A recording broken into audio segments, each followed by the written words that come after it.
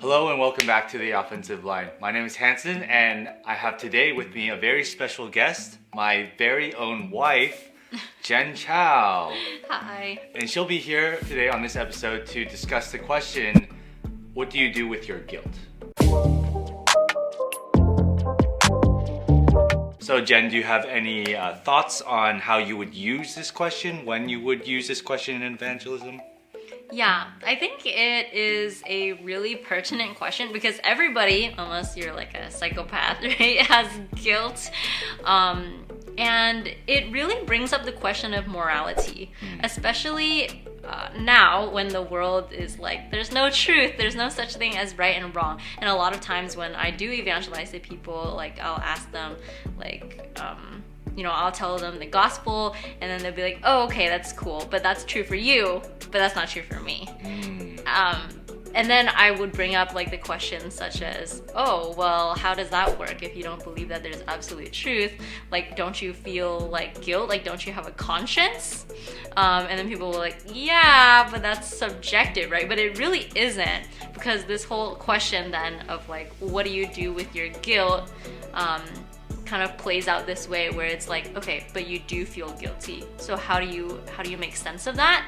And what can you even do with it if you don't believe that there's anyone who can save you from that guilt? That's interesting because you would share the gospel first and then you would use this question afterwards, is what you're saying. I think it works both ways. It's just that sometimes I don't usually come right up to people and be like, hey, you're guilty, aren't you? Like, what do you do with it? Sure. Yeah, probably you shouldn't be doing that. If you do that as a Christian, don't do that. Learn how to have conversations, learn to have a back and forth with people as you have these evangelism conversations, and don't just go straight up to them and be like, damn, why are you guilty? What do you do with your guilt? You know? Yeah. So, but I think you could use it first. Like, if you are already talking about guilt, like someone says that they're guilty about something, then you could ask them like, oh, what do you do with it? I just personally have not had that conversation, I guess. And I think generally, like, the style, like for me, like, is usually I'm talking to someone about Christianity, like what I believe, and like, oh, I go to church and this and that, and then I will start sharing the gospel, and then people will be like, oh, there's no such thing as truth anyway, so that's cool. And then it's like, oh, but no, because this matters for you. Yeah. Why would you use this particular question as opposed to those other ones? It's just certain conversations lead up to different questions. So like I said earlier, like if someone was already talking about their guilt, then it would make sense to not ask like, what makes you happy, right? Because it has to do with what they are already saying. Sure. In the situation that I brought up, that I usually use a question like this, it's because they are saying, oh, well, there's no such thing as morality. And I think this question of guilt hits really deep because everybody does feel guilt in some shape or form. Yeah. Because we've all sinned in our lives. And like even in the Bible, like if you look at Romans 2:15 says in that, it's talking about Gentiles who don't know the law, who have not like read the Bible, basically people who don't even know, in that they show the work of the law written in their hearts, their conscience bearing witness, and their thoughts alternately accusing or else defending them. And it's just talking about how even when you don't know what the Bible says, you already do those things. Yeah. So it's like, oh, well, how do you know? Because it's inbuilt in you, because God has given you a conscience. Yeah. And I think that really, not only does it show like God exists, but it also shows like we all were made to be in a relationship with God, because there's no other way that you can deal with your guilt appropriately. It's interesting that you brought up Romans 2 and the fact that, this question of what do you do with your guilt, because even like you were saying, even for non-Christians, people who don't even believe the Bible, they would even if they were being perfectly honest with themselves, they would talk about how they have some level of guilt, right? So could you elaborate more on that and how those conversations usually pan out for you? So it actually ends up being really weird, and I hope that people kind of realize that they contradict themselves eventually. And some people never admit it because I think of pride, but a lot of times what will happen will be like, okay, so you think that this is wrong to some people but not wrong to other people, but you feel guilt when you do things like, you know, like stealing, right, or lying or cheating, and maybe some people have like dulled their conscience so much, but like there's some universal things that we can really agree on, like cannibalism, right? Like it's like you see it and you feel like, oh, that's like gross, that's like not humane.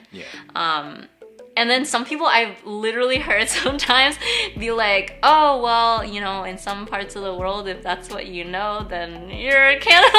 And I'm like, you're arguing for the case of cannibalism. And then at that point, I'm kind of like, I'll pray for you. But usually not. Usually people will kind of be like, oh, yeah, there is some sort of, like, you know, you do feel guilty for a reason. There is something. And then they kind of will mull over that. Why is that the case? And then the Bible says it really clearly, because, like, right in the next chapter of Romans, right, it says none is righteous. Romans 3:23, Romans 1, yeah. Yeah, no one's righteous before God. So that's why everyone feels guilty. Yeah.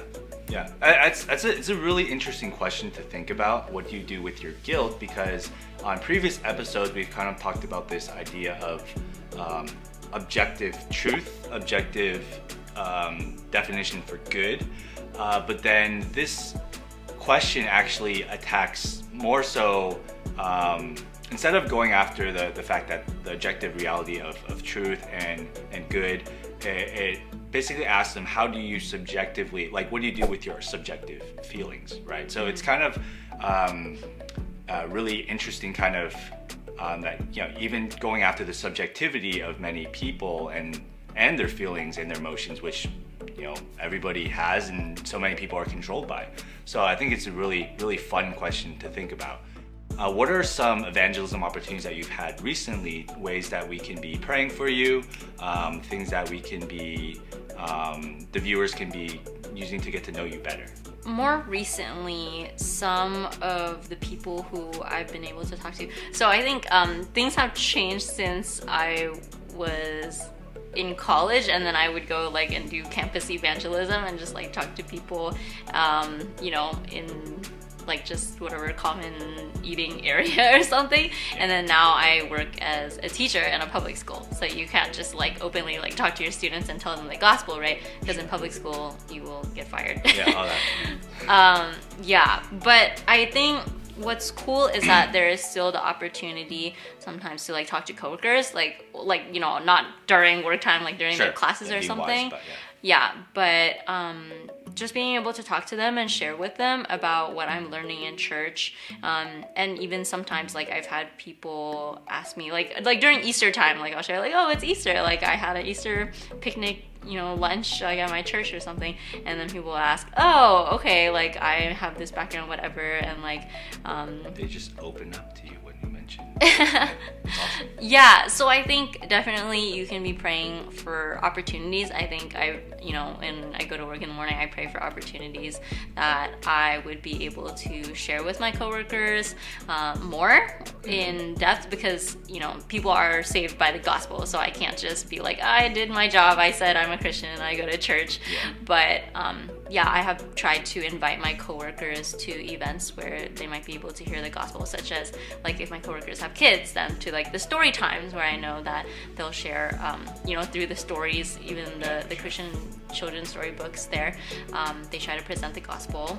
And yeah, and so that's definitely an opportunity that I'm looking for, especially as like I'm pregnant and I'm not gonna, you know, be you know, who knows what will happen like with the job situation and stuff. So trying to get in there as quickly as I can. I think other opportunities to share the gospel also always include like old friends who I still try to connect with once in a while. And I mean, again, I say this to the viewers because you know that we will try to like invite people over, or like talk to them and just have intentional conversations, asking them. Like, I think I have a lot of friends who are professing Christians, but not really necessarily living like a Christian life. Or there's things like where I've asked them their testimony and it was kind of like unclear, kind of like, oh, you know, I grew up in the church, I believe in Jesus, you know? Yeah. And it's like, oh, but like you, like believing in Jesus actually means that you do something, your faith, life is changed, yeah, you lived it out. Yeah. Like clearly, like we're a new creation when we're in Christ. So it's like, where is the disconnect here? So I think being bold, I always pray for boldness in those conversations, but also not to be like really like, again, like militant, off-putting, like, why are you guilty, you know? But I think it's always really cool when people are able to open up a little bit. And then, like you said about this question, like, what do you do with your guilt? It is a question that it's like a personal question, like how you personally, because like it's difficult to deal with guilt. Like, again, like everyone has feelings, and I think like when you talk to them and get to know them and know them personally, that's when this kind of thing comes up, and it's like, wow, I feel guilty, what do I do about it? And then as a Christian, then you have opportunities to share, like, well, you know, I feel guilty too. I feel guilty a lot because like I know that I sin and I know how bad my sin is before God, but I have something I can do with it because I can confess and know that I'm forgiven and that Christ has already taken away all my sin and not live in fear of condemnation. So I think being able to share those truths with people, so I think especially with coworkers and friends, is something that I'd appreciate prayer for. Of course. I'm praying for you. Thank you. I know you are. Well, thank you again for joining with us on this episode of The Offensive Line. Thank you for the viewers for watching this episode of The Offensive Line. And I would be remiss not to mention that my wife has her very own YouTube channel called Captivated by Him that she does with another one of her friends, Elisa, that deals with issues that kind of face women and like topics about modesty and true beauty and things like that. So we'll make sure to link that in our description box below, so that you can click on that and also subscribe to her channel as well. So please subscribe to this channel, give us a like if you like this video, and then also make sure to check out Jenn and Elisa on Captivated by Him. So with that being said, this is The Offensive Line. I'm Hanson. This is my wife, Jenn, and we'll see you next week, or I'll see you next week.